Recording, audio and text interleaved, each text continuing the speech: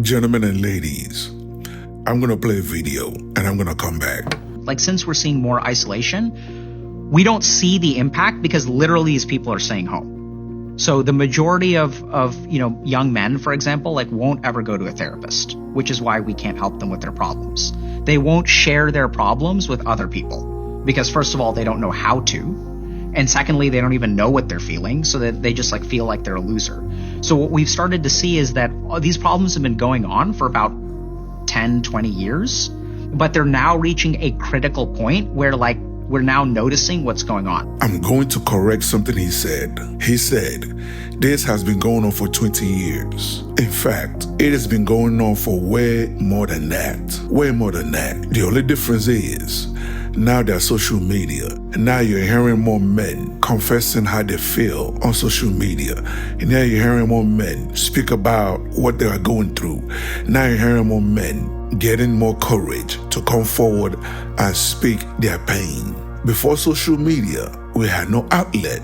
We were suffering in silence. Do you understand what I'm saying? We didn't want to look weak in front of our homeboys. We didn't want to look weak in front of our women. We didn't want to look weak in front of our children. We didn't want to look weak in front of our boss. We just did not want to look weak in front of anybody. Why? Because society, for decades and decades and decades, programmed men not to show emotion, not to have feeling, not to cry, not to be vulnerable. This is how we are programmed. So everything that we're seeing right now is a result of decades of being told men are supposed to be tough. Men are not supposed to cry. And ladies and gentlemen, that is problematic. It's like I was drowning, but nobody knew I was drowning. The only way people were gonna realize that I was, okay, yes, cool. Yeah, it's touchy for me because I haven't shared it with anybody. I said, the only way people were gonna realize that I was drowning is if I completely drowned. And I can't say anything to anybody because I gotta make sure you're fixed. I gotta make sure you're good. I gotta make sure everybody's good. I told my wife the other day, we were just talking about, what men go through, what is our thought process. And I said, most of us suffer in silence. Absolutely. You know what I'm saying? Meaning we keep so much inside. A lot of us don't have this. A group of men, a community of men to sit down with and share with and let certain things out. I was just going in with Jay before we got started. Hello, welcome to Reactions and Reviews. I'm your humble host, Eze. Thank you, and I hope you enjoy the show. How many men suffer in silence? A woman will go out there and she will slap a man. Right? And if the man goes and calls the police, is the police going to come and arrest him and take him? Is that going down as a statistic? And I'm not even defending the man, because as far as I'm concerned, no one deserves to get hit, but you've got to be fair about it. A woman will turn around, slap a man. And I'm talking like I've seen it happen. I know if it happened. A woman will turn around, slap a man, call the police.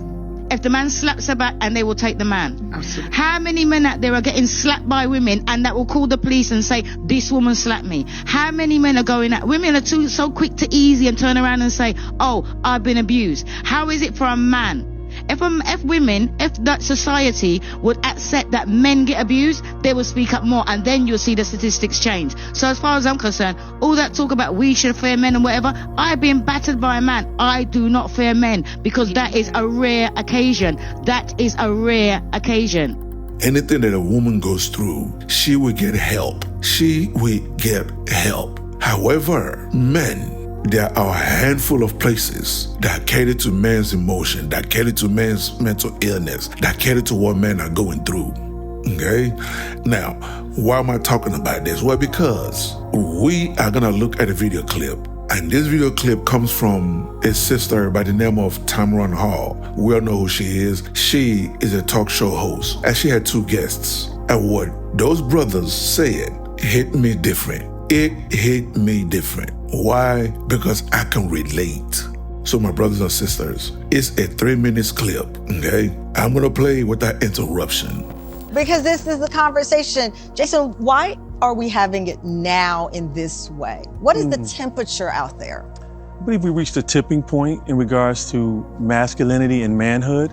Men are tired of being just providers and protectors. We desire a life more fulfilling. And then also, I believe society is kind of disregarding the men, meaning how we feel and our roles in life. Frederick Douglass said it's easier to raise children than it is to repair broken men. Although that's true, I believe we're leaving men broken, and that wasn't his intention as well from that quote. I have to tell you, I wrote my first children's book, and I had the protagonist be a little boy, and I had this conversation. I was on The View, and I said, listen, as an empowered woman, I benefited from society saying, let's lift up girls. I mean, like I said, Wonder Woman had me thinking I could fly a clear plane, you know? And I benefited from it. And then I had a son, and I started to feel like boys are left behind.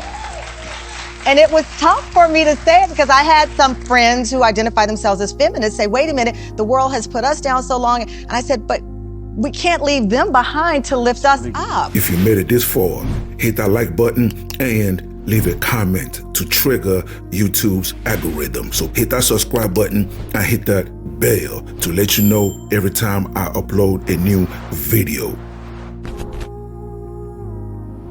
And that was a tough, I had some hard conversations with people because when you say boys are being left behind or men aren't being supported emotional, some people still believe, well, men have benefited. We haven't benefited. It was a facade. We wear the cape like we're superheroes, but that cape is strangling us. And it starts from childhood. We're told big boys don't cry. Then when we get older, no pain, no gain. And then what doesn't kill you can only make you stronger. So I call those misleading mantras, and it's deceived us, actually hoodwinked us into a false manhood, something that's not comprehensive. We are also nurturers. We are also lovers. We're gentlemen. We're kind. We're compassionate.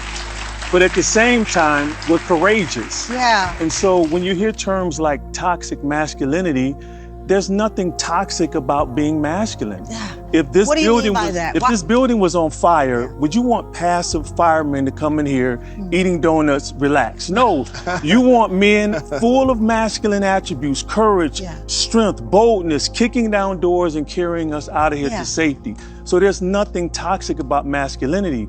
What has happened is we've allowed that one word to define manhood. It's just an adjective, attributes traditionally ascribed to men as strength, boldness, and aggression. It was never meant to be a comprehensive definition of what it means to be a man. And so when you pigeonhole men into just two attributes of life, and then you look at the stats which say we die by suicide almost 4 times as likely as women. We commit almost 90% of homicides in this country. 9 out of 10 people to live to be over 100 are women. What has happened to men is that we're not tired of living, we're tired of not living. So gentlemen, did y'all see that? Even Tamron, even she admitted, hell, I didn't know what was going on with boys and men until she had a son. You see?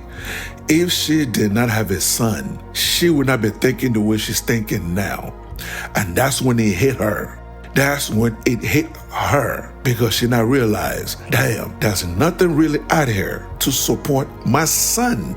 Nothing out here to support my son. You see, that's reality hitting her. But before that, she was just moving along as a feminist, doing what feminists do, doing what women do, and succeeding based on everything that's put in place to uplift women, based on everything that's put in place to make sure women succeed. But she's not realizing, damn, such things does not exist for my son. Now, what do you guys think? Do you agree or do you disagree? Either way, leave your comments below so we can start this conversation. Until the next video, stay safe in the streets. Later. That will wrap it up for today's episode. And thank you for joining me. So please, leave a comment below. If you agree, if you disagree, it doesn't matter. Leave the comment below. And also, you tell me what you want me to cover. You tell me what you want me to discuss and what you want me to react to, okay? And that's it, ladies and gentlemen. Thank you so much for joining me, and I'll see you on the next episode. Please don't forget to subscribe. Let's rebuild the Black nuclear family. It is needed, okay? God bless.